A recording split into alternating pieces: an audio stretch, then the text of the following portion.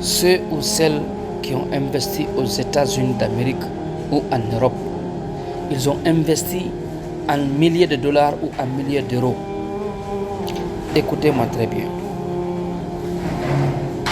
Que vous le croyez ou pas, c'est de mon devoir de vous informer ce qui se passe et ce qui se pointe à l'horizon. Il fut un moment, il y a une quinzaine d'années, en Angola, à Luanda, quand l'économie de l'Angola a commencé à chuter.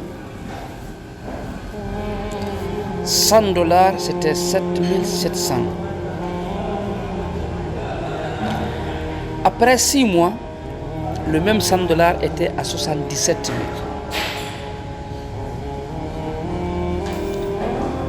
Et heureusement, pour ceux ou celles qui ont investi dans leur propre pays respectif, ont préféré de quitter le pays et rentrer dans leur propre pays pour réinvestir encore, changer de boulot, parce que c'était la débandade.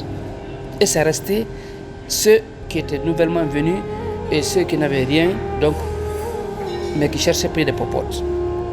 Mais tous les grands commerçants, des investisseurs, sont sortis de leur pays et sont rentrés, chacun, ce soit Dieu pour tous. Donc, pour savoir ce qui se passe, la crise qui s'annonce dans le monde entier, mais plus particulièrement en Europe et aux États-Unis, il suffit de regarder la guerre entre les États-Unis, l'Israël et l'Iran. Il y a eu 2 blocs, un bloc socialiste et un bloc capitaliste.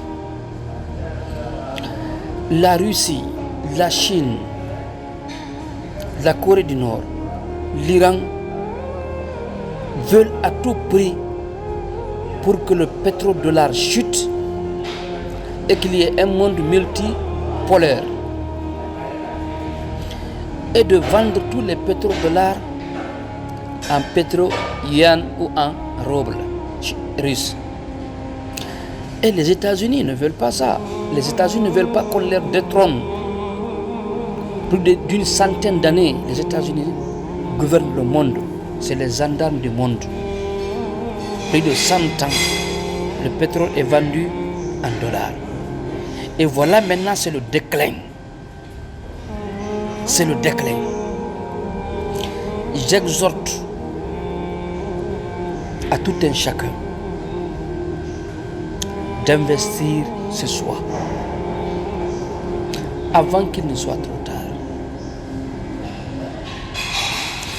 Pour comprendre ce que je dis, allez lire des livres des grands économistes en sociopolitique, surtout de la science géopolitique, de ce qui se passe actuellement.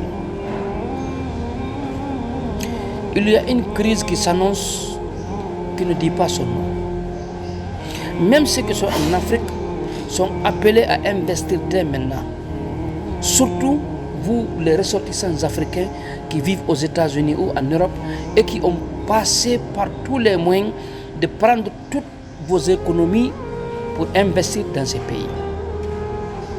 Ces pays ne sont plus des pays sûrs.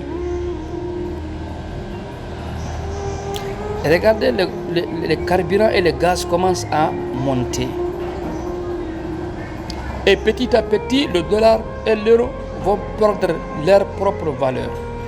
Et vous, ce sont ces monnaies que vous utilisez là-bas.